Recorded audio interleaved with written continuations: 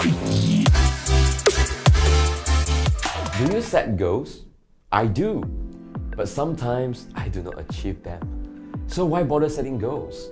Napoleon Hill, the best-selling author of Think and Grow Rich, say, anything the mind of a man can achieve and believe, it can be achieved. Let me show you the SMART goal setting principle and how we can put into practice. S is for specific. This is where the 5WH question comes into play.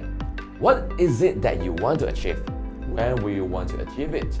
And where would you be, say, in 5 years' time? Who do you want to mend relationship with?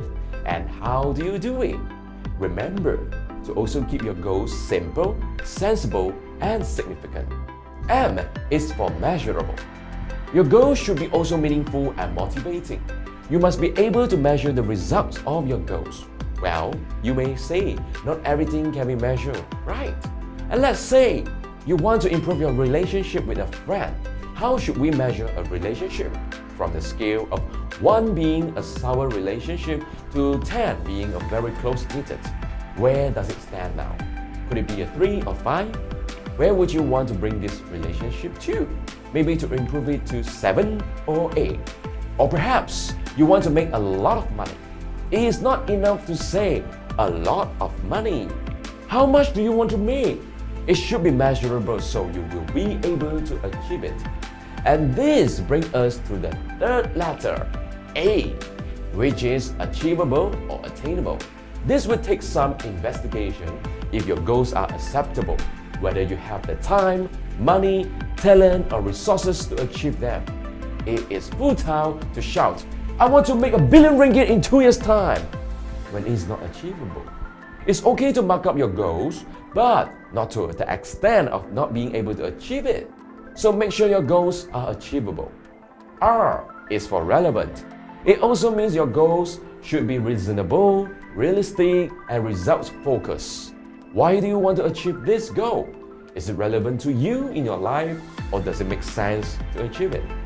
Add the last alphabet, T, which is time-bound or time-based. It is useless for us to plan to achieve anything at all without putting a date or enough time to achieve it.